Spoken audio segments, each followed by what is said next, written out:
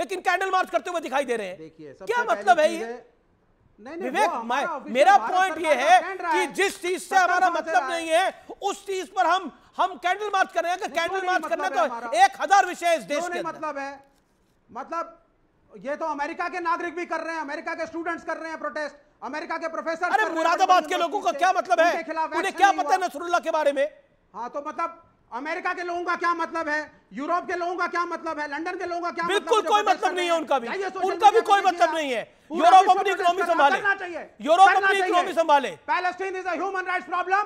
इस पृथ्वी पे गलत होगा तो प्रोटेस्ट होना चाहिए। अरे नसरुल्लाह क्या ह्यूमन राइट प्रॉब्लम है? वो तो खुद एक बड़ी प्रॉब्लम था। Israel is a terror state, Islamic problem. Nasrallah तो खुद बड़ी प्रॉब्लम था। किसके खिलाफ प्रॉब्लम है वो?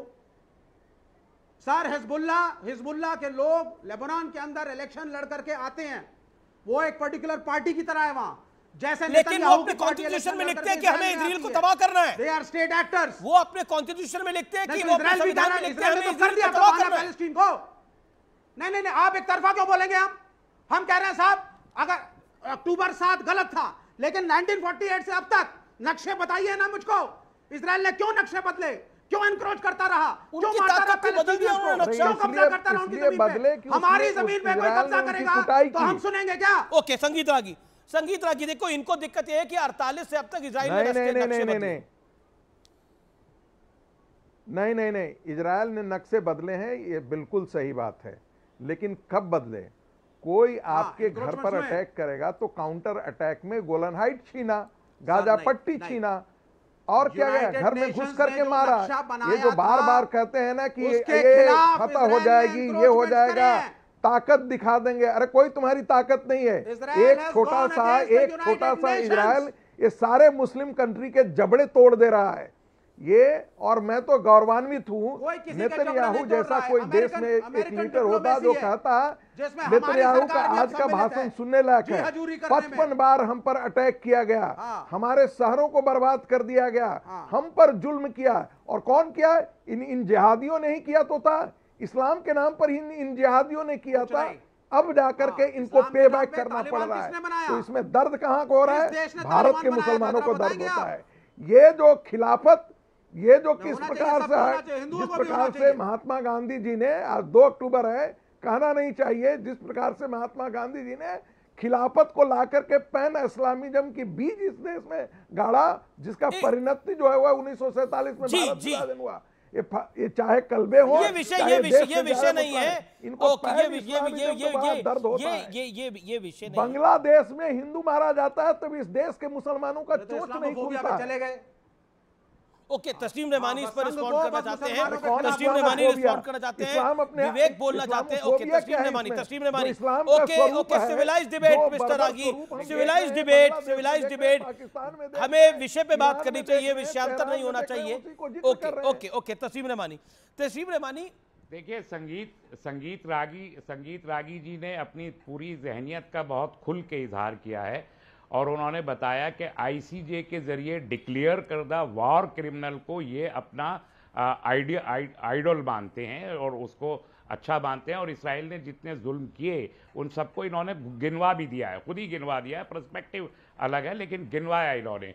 तो मैं सीधे से कह रहा हूँ, आधे घंटे के एक अटैक के बाद जो एक रिटेलिएशन सेल्फ मतलब एक्सट्रीम प्रोवोकेशन का नतीजा था यकीनी तौर पर, और ये राइट था, लेजिटिमेट राइट था ईरान का। और आधे घंटे में वो वॉर जो नेतन्याहू भागते हुए दिखाई दे, हाथ कांपने लगे आधे घंटे में। तो आपको अगर वो अपना आइडल मानना है तो मानिए। गांधी जी तो आपके को तो आप ऐसे जबानी जमा खर्च है, आपने खुद ही अभी क्रिटिसाइज कर दिया उनको कि पैन इस्लामिज्म गांधी जी लिया है। गांधी जयंती के मौके पे गांधी को पसे पुश डाल के गोडसे की आइडियोलॉजी का आप बखान यहां करना चाहते हैं, आपकी मर्जी है।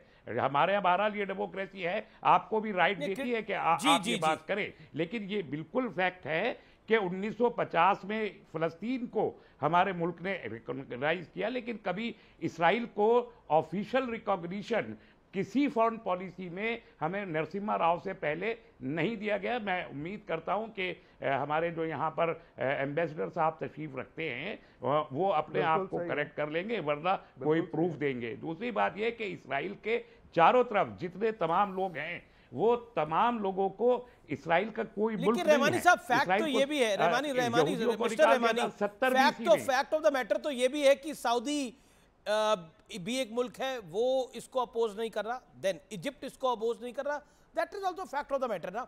और पॉइंट नंबर 3, आप कह रहे हैं कि ये इजराइल के ऊपर ये अटैक नहीं था, इजराइल के ऊपर ये अटैक नहीं था। मेरा पॉइंट है कि इजराइल के ऊपर 200 मिसाइल अगर अटैक करेंगी तो क्या ये अटैक नहीं माना जाएगा? 200 मिसाइल। मैंने नहीं कहा कि इजराइल के ऊपर ये अटैक नहीं था, मैंने नहीं कहा, मैं कह रहा हूं कि इजराइल के ऊपर अटैक था। और ईरान गलत है, भरपूर हमला था, ईरान गलत है इसमें है। लेकिन मैं नहीं मैं ये भी नहीं कह रहा, मैं ये कह रहा हूं कि इजराइल को इतना एक्सट्रीम प्रोवोकेशन दिया गया है। इजराइल के और आप तो कह रहे हैं कि नेतन्याहू थर-थर कांप रहा था, ईरान के स्टेट गेस्ट को मार देंगे। और ये रिपोर्ट आपके पास कैसे आई कि नेतन्याहू थर-थर कांप रहा था? एक सेकंड रहमानी साहब को दिखाइए, इनके पास एक एक्सक्लूसिव जानकारी है। मिस्टर रहमानी के पास एक एक्सक्लूसिव जानकारी है, नेतन्याहू थर-थर कांप रहा था। ये जानकारी कहां से मिली रहमानी साहब? देख लीजिए, मैंने भी ट्विटर पे ही देखा और आपने भी देखा है, तो इसलिए मुझे मैं सीधे कह रहा हूं कि अगर किसी मुल्क के आर्मी चीफ को कोई मुल्क कत्ल कर दे, फ्रेंच कॉलोनी में बैठकर नेतन्याहू थर-थर कोई मुल्क कत्ल कर दे, सर एआई का युग है। नहीं अब है, वो है, आप भी देख लेंगे, ट्विटर खोल के देखिए, दिखाई दे जाएगी। दीपक बोरा वांट्स टू रिस्पॉन्ड, के सेना वांट्स टू रिस्पॉन्ड, के सेना का कोई जवाब नहीं दिया जाएगा। अगर खुदा ना खास्ता हमारे मुल्क के आर्मी चीफ को कोई उंगली लगा दे तो हम जवाब नहीं देंगे। के सेना फर्स्ट, के सेना मेजर जनरल सेना प्लीज। रहमानी साहब, ये देखिए रहमानी साहब, मैंने 7 अक्टूबर का एक कहा कि उसको आप कंडम कर दीजिए, भाई गलती हो गया। अमीश जी आज बताता हूं, देखिए केवल इजराइल ने अभी अटैक भी नहीं किया ईरान के ऊपर में, उसने कुछ नहीं किया। वो कहता है कि हमारे टारगेट में आपके ऑयल रिफाइनरी, ऑयल फील्ड है। ईरान क्या कहता है? ईरान कहता है यदि ये किया तो Saudi Arabia, Azerbaijan, Kuwait, UAE, Bahrain के जितने ऑयल फील्ड हैं उसको खत्म कर देंगे। ये भी तो मुस्लिम वर्ल्ड ही है ना, ये तो कहते हैं। देखिए डिबेट यदि हो, स्कॉलर डिबेट हो तो मैं इसको बड़ा अच्छा मानता हूं, मगर स्कॉलरली डिबेट करते नहीं साहब। तो सुनिए ना साहब, सुन लेना, इजराइल टारगेट करेगा ईरान को, ईरान खत्म कर देगा इन सभी को। वो तो कहता है ओपन, आज ये मैं नहीं कह रहा हूं, IRGC के कमांडर्स कह रहे हैं कि हम उनके पूरे ऑयल, इस्लामिक वॉर जो आप कह रहे हैं ना, ये अरब और फिलिस्तीन और जो पर्शियन का जो डिवाइड है ना, ये खुद मर जाएंगे, ये खुद कट मरेंगे, इनकी कोई नहीं है। देखिए अमीश जी, बात बड़ी क्या है आप बताइए। Lebanon was a Christian country, Maronite Christian होते थे 56%, और यही भारत का भी होने वाला है। और वो धीरे धीरे, और धीरे नहीं हुआ, सियाइट आए, वो उस समय 24% थे, आज पूरा डेमोग्राफिक पैटर्न चेंज हो गया। वो क्रिश्चियन कंट्री बन गई, से क्रिश्चियन से अभी मुस्लिम कंट्री बोलते हैं, और इनको इस्लामिक जिहाद में जोड़ रखा है। 2 नेशन थ्योरी क्या है? 1947 में 2 नेशन थ्योरी में हम लोग लड़े, आ गया पाकिस्तान और 3 नेशन बना दिया। अभी तो 3 नेशन है ना, एक इधर east Pakistan, west Pakistan, north Korea, south, 2 nation theory है। जब चाइना की बात होती है तो विवेक जी बड़े जोर से चिल्लाते हैं 1 nation, China is 1 nation, Taiwan is उसका चाइना का हिस्सा है। वहां पर सिंजियांग के ऊपर में कुछ नहीं बोल पाते। तो ये यार सर, आप लोग सब दो तरह की हम उसको दोगले बातें करते हैं। आप you do not understand sir, पूरा देश को आप बेच देंगे। आपको क्या चंद पैसे मिलेंगे, आपके पूरे